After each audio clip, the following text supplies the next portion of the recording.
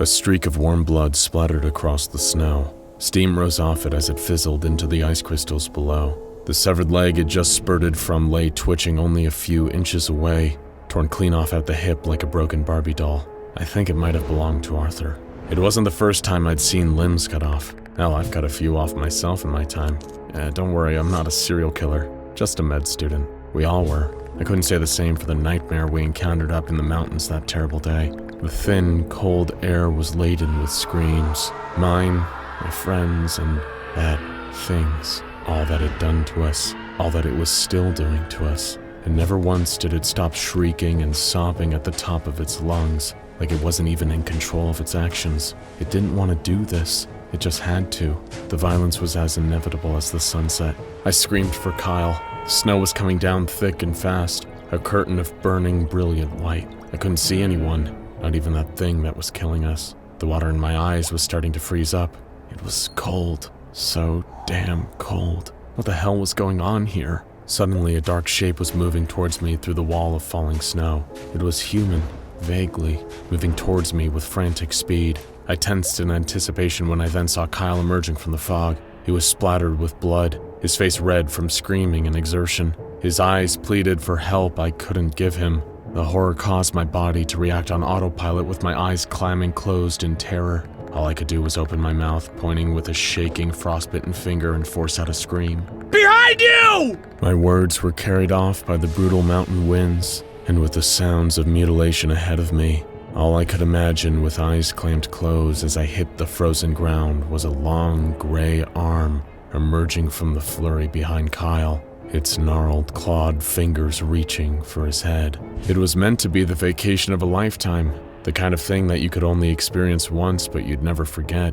We all thought, in our own ways, that we'd look back on the photos with misty eyes when we were all old men. We didn't know that within a week of arriving in Switzerland, whether any of us would even make it to old age would suddenly become an open question.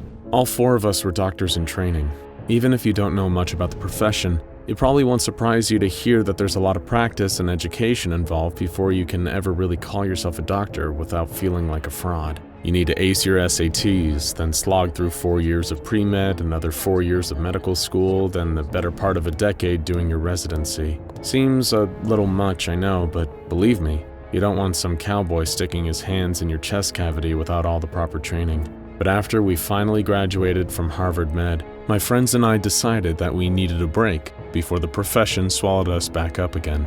It was me, Brandon, Arthur, and, of course, Kyle. A lot of people I attended class with would probably make a tidy sum over the course of their medical careers. Many of them would have made fine doctors, but all of us knew that Kyle Malloy was more than that. He was going to be a truly great doctor. He was smart, confident, driven, and had the kind of smooth, effortless charm that made you just feel safe around him.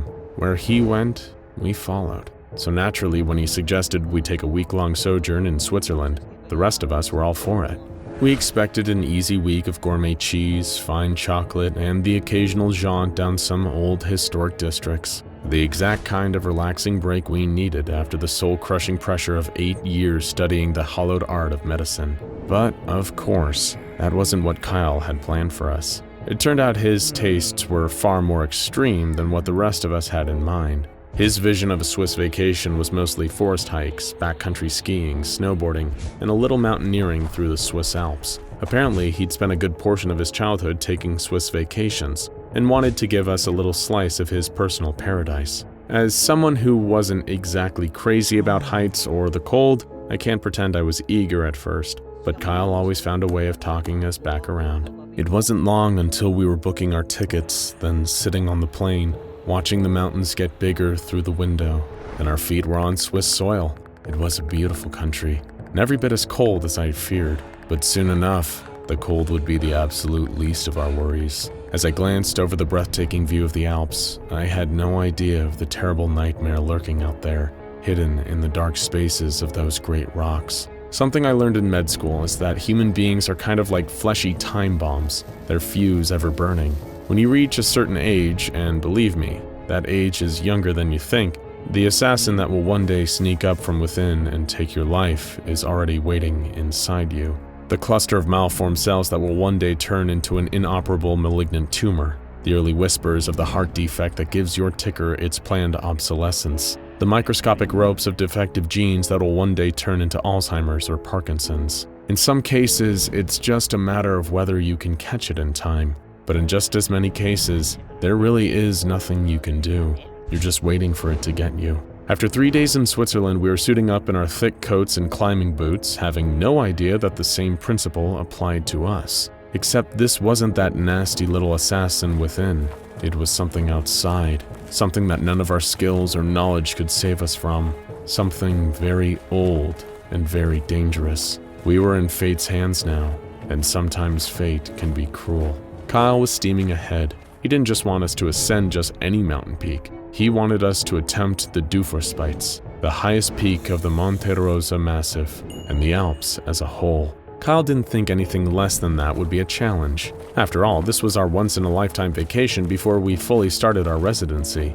Didn't we want to make this a truly remarkable experience? And because it was Kyle, none of us disagreed. We started at the base of the Monte Rosa and began to rise. Its lowest levels barely resembled its frosty peak, over 4,600 feet above. We took pictures of some of the wildlife, the grazing ibexes, red deer, and chamois. Arthur had brought a pamphlet on the local wildlife back at a tourist-friendly mountain lodge and took great joy in pointing out the different creatures to us as he saw them. Brandon got a good laugh about the fact that there was a small bird native to the area known as the nuthatch. Kyle forged ahead, telling us tales of his prior conquests. The climb gradually transitioned from calm to grueling as we ascended the mountain.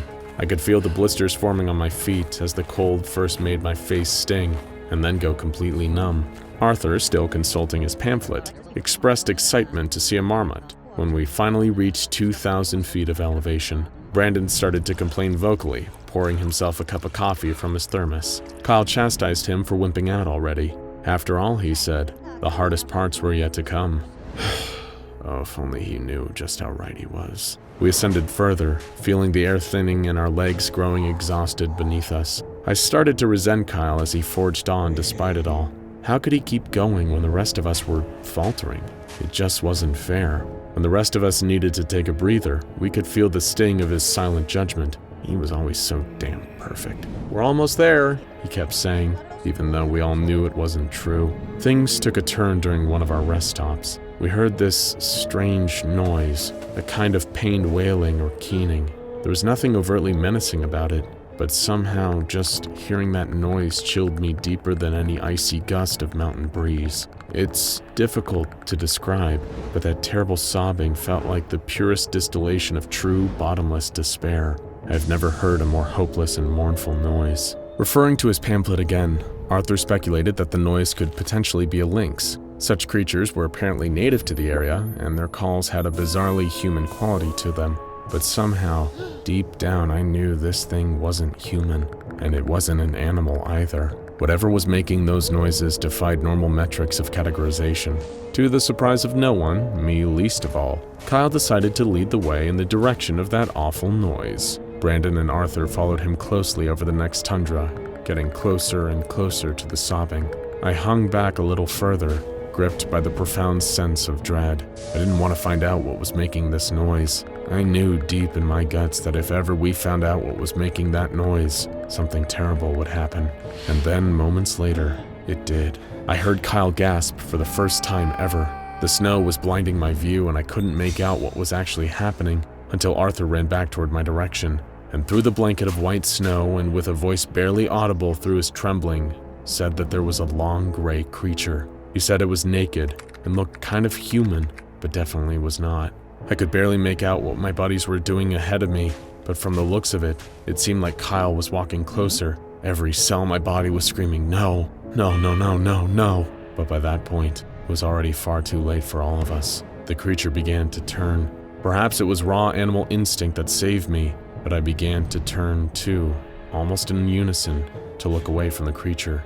I just knew that whatever this thing was, I couldn't bear to see it, and it was at that moment, as my body hit the snow and I forced my eyes closed, that the screaming began. First, I could recognize the voices of Brandon, Arthur, and Kyle screaming, and then something worse. I can only assume it was the creature itself making the most terrible racket, shrieking, moaning, sobbing, and then ripping and tearing, blood spattering across the snow. I just cowered and shook against the ground as a massacre unfolded behind me.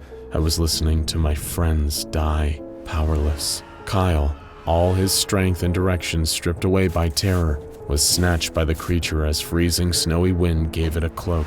I heard Kyle scream, and then never heard anything from him ever again.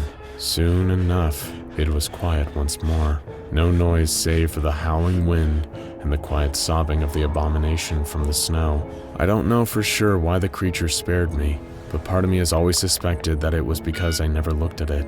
I'll forever be darkly curious as to what the monster truly looked like, but my friends found out, and now I'd never see them again.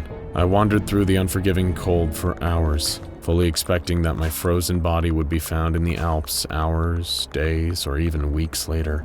I didn't even care anymore. The cold numbed my skin, my limbs, and my thoughts. At some point, a helicopter descended onto the mountainside, full of men in tactical gear with insignias I couldn't recognize. They wrapped me in an emergency blanket and brought me in, telling me I required treatment.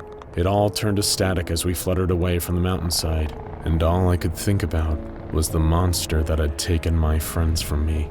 It was still out there, waiting. Now go check out SCP-096 Look at a Picture of Shy Guy in Space, The Shy Guy Questions and Theories, and SCP-096 Shy Guy Escape Incident 096-1-A Containment Breach for more on the Shy Guy that haunts all of our dreams.